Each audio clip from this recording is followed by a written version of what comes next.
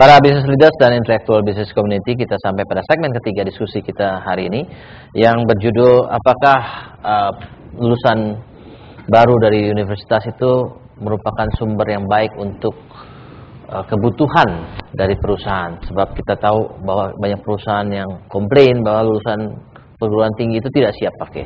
Dan masih bersama kita Profesor Ermaya, beliau adalah rektor dari Presiden University yang banyak mendalami tentang pendidikan, dan beliau juga sebelumnya adalah gubernur dari Lemhanas. Dan dari tadi kita sudah membicarakan banyak hal-hal yang berkaitan dengan pendidikan universitas, politeknik, dan apa yang seharusnya kita lakukan. Kita ada komentar dari audiens. Silakan Pak Ron. Ya Pak.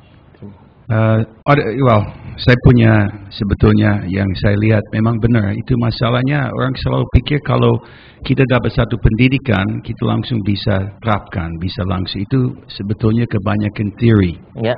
Nah, sebetulnya untuk laksanakan, perlu communication dan attitude yang baik. Karena sering kalau kita omong soal communication, ya, sering itu yang lulus sekolah, baik SMA, baik universitas, sering mereka tidak diajar bagaimana komunikasi, tidak boleh nanya, tidak boleh kritik. Jadi otomatis dengan bekerja di dalam satu perusahaan, kalau tidak nanya, otomatis bagaimana bisa, atau atasan tidak nanya ke bawahan, bagaimana tahu masalahnya? Tanpa tahu masalahnya, tidak bisa perbaiki masalah. Jadi sama dengan pemerintah, itu jadi sistemik. It's a problem mulai dari SD, dari rumah. Orang tua tidak mau anak-anak menanyakan sesuatu atau kritik orang tua. I think that's the first thing dalam our group. Dulu kita panggil Ponderosa Group. And if you ask in Jakarta, the University of Ponderosa, saya pikir sudah lebih dari 15,000 orang pernah kerja di Ponderosa Group, termasuk Ponderosa, Pizza Hut dulu, Papa Ron's, Putt Golf and Games. The first thing yang kita ajarin mereka adalah untuk menanya. Dan manager harus menanya, harus menerima kritik. We give everybody satu program namanya Open Management. Open Management berarti orang boleh kritik. Tanpa kritik, bagaimana kita bisa perbaiki masalah? Dan justru tiap orang harus nanya ke tamu juga. Tamu pun mesti ditanya, bagaimana, how is your food? Sampai juga bank-bank, beberapa bank zaman dulu menanyakan ke kita, how do you do your training with your employees? Karena the relationship with the customer, we have to know the problem. If you don't know the problem, sampai let's go into tourism. You get tourists masuk ke Jakarta. What is the problems they face? Number one, they face the problem. They have to get visa on entry. Mesti nunggu setelah they already nunggu di pesawat barangkali 6 jam atau berapa jam. They arrive in Jakarta. Mesti nunggu lagi di line sejam. Lihat aja kalau kita keluar di pesawat, kita kan langsung mau turun, mau naik mobil, kita mau jalan. Di airport mesti nunggu sejam. Kalau soal uangnya, charge them, tapi jangan suruh nunggu lagi. Nah, udah dapat berapa expert dari luar negeri and bilang, what is the problem about tourism in Indonesia? Waktu orangnya omong, langsung orang pemerintah bilang, oh sorry, that's enough, we have our rule. That's not the way it goes. Sebetulnya orang pemerintah ditunjuk untuk bekerja, untuk layanin orang. The way it is now is udah jadi jabatan, langsung the feeling is I'm the boss. You serve me. Makanya the system is it's a systematic problem. Karena the system is turned around the wrong way. It's different when you go to a university. Kita ke universitas atau sekolah, we learn. But we should also learn to ask questions and also learn to critique. The teacher should be asking, what do you think of it? Ron, do you think this is a cultural problem? It's a culture problem.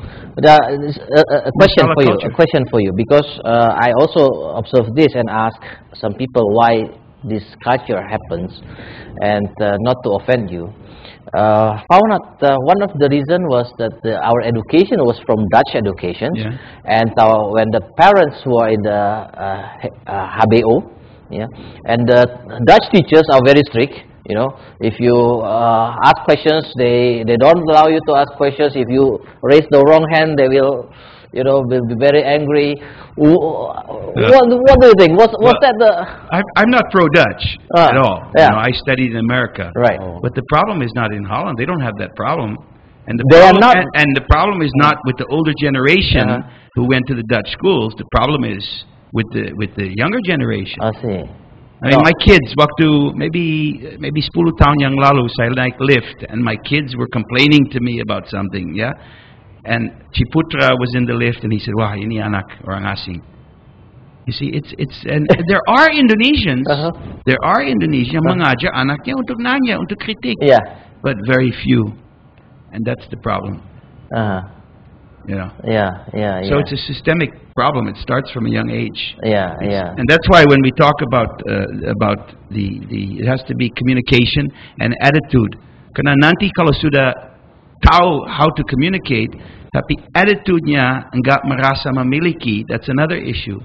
You see, if people they ask terlalu sering menanyakan sesuatu tidak dijawab oleh teacher or tidak dijawab oleh pemerintah, what happens? They don't ask anymore. And that's the problem what we have today. People are just tired and fed up of asking. Toh enggak ke mana-mana. When they ask a question, enggak dijawab dengan benar. Atau the person in charge is insulted, yeah? I mean, you can see it in TV. You see it on TV all the time. Kritik enggak boleh. Jadi habis kemana? You get frustration. And that's what we have here today is many frustrated people. Okay. Good. Thank you, Ron. Thanks for your comment. Gimana Pak? Jadi kultur kita, apakah benar kultur kita itu dari kecil tuh kita relatively tidak dibiasakan untuk bertanya? Itu sangat salah sekali. No, I mean, apakah itu kenyataannya? Karena culture yang sesungguhnya bagi culture bangsa Indonesia itu justru dengan elegan, dengan keterbukaan. Bangsa Indonesia ini culture-nya itu sangat terbuka, welcome, ramah, dan sebagainya, mau bertanya. Sebenarnya culture-nya sudah benar, jadi jangan disalahkan culture-nya. Tapi menerapkan culture-nya yang salah di sini. Ini yang harus maksudnya kita gimana, hati-hati. Ron bilang kan dia melihat university graduates itu yang bekerja pada Ron ataupun grup perusahaannya banyak yang mereka tidak mau bertanya, ya. Jadi dan manajernya juga tidak mau bertanya, gitu ya. Dan to some extent Ron juga bilang government-nya juga begitu, gitu kan. Nah, kalau Bapak bilang originalnya culture Indonesia itu seperti itu, kenapa dalam kenyataannya ditemukan seperti itu, Pak? Karena sistem di dalam pendidikannya bertentangan dengan culture bangsa Indonesia. Jadi harusnya sistem pendidikan ini harus mengacu kepada basic culture Indonesia. Yang disampaikan oleh Bill itu benar. Kenapa? Karena sesungguhnya yang tadinya itu culture dibuat dalam sistem pendidikan menjadi culture yang seharusnya culture yang sesungguhnya. Jadi culture yang sesungguhnya itu tidak seperti itu. Culture yang sesungguhnya itu dia mau bertanya. Jadi justru masalahnya jadi orang yang nggak sekolah mau mendengar, gitu ya? mau mendengar, kemudian mau berpikir, mau melakukan sesuatu dengan kerja keras, disiplinnya sangat tinggi. Tapi di dalam praktek sistem pendidikan, culture ini tidak diperlakukan dan tidak digali value, nilai-nilai dasar culture bangsa Indonesia sendiri. Sehingga keluarnya, kesannya, ini sistem pendidikan yang salah ini seolah-olah culture-nya yang salah. Nah ini. Tuh, jadi kalau Bapak bilang seperti itu, berarti orang yang nggak sekolah, culture-nya akan lebih bagus daripada orang yang sekolah? Oh enggak, justru orang-orang yang memiliki culture yang tinggi untuk mengikuti pendidikan, pasti dia akan menjadi lebih terakselerate di dalam pendidikan. No, Bapak bilang kan culture kita asalnya itu baik. Sistem pendidikannya salah, yang membuat culture ya, orang-orang yang ikut sistem pendidikan itu jadi keluarnya kacau gitu ya. Berarti kalau orang ini sebenarnya nggak usah ikut sistem pendidikan Indonesia, nggak usah sekolah lah gitu, culture-nya akan bagus. Bukan begitu. Jadi yang harus kita perbaiki sekarang adalah sistem pendidikannya, supaya mengacu kepada culture bangsa Indonesia sendiri.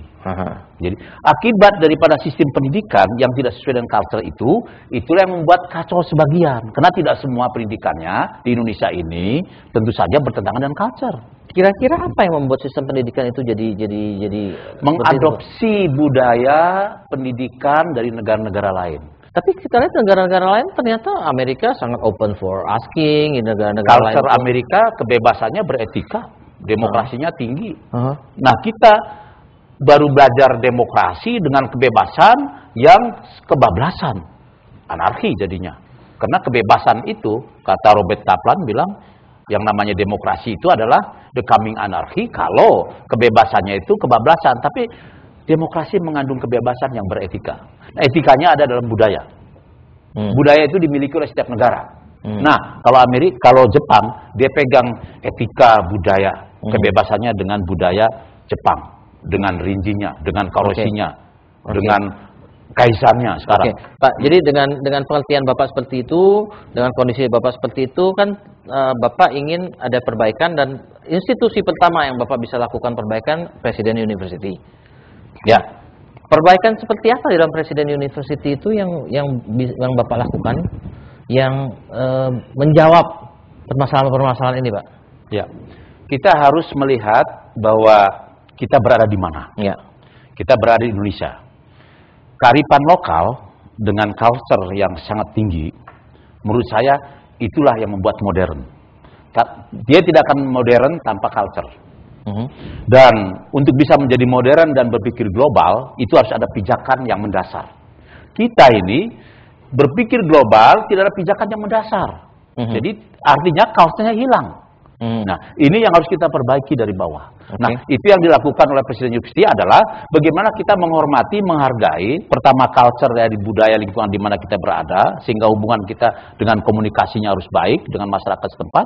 Demikian juga communication kita dengan para perusahaan-perusahaan yang memang notabene Presiden University ini berada di dalam lingkup Jababeka. Ada 1.400 perusahaan internasional dan nasional yang membutuhkan tenaga kerja dari Indonesia. Mereka membangun company di Indonesia itu karena membutuhkan tenaga kerja di Indonesia, dan tenaga kerja di Indonesia itu seperti apa yang dia butuhkan adalah sesuai dengan bidang tugas dari perusahaan itu. Nah, itulah yang harus kita ambil, apa yang dibutuhkan oleh mereka. Nah, itu yang kita lakukan di Presiden University. Oke, Pak, nanti kita akan eksplor lebih banyak contoh-contoh di Presiden University, di mana dengan segala keterbatasan, tidak pengertiannya Debdignas dan segala macam itu, Bapak tetap bisa menjawab masalah awal dasar kita itu, bahwa bagaimana membuat lulusan universitas kita siap kerja gitu, Pak, ya. Ya. Nanti kita akan bahas dalam segmen berikutnya, Pak, karena kita harus break lagi sebentar.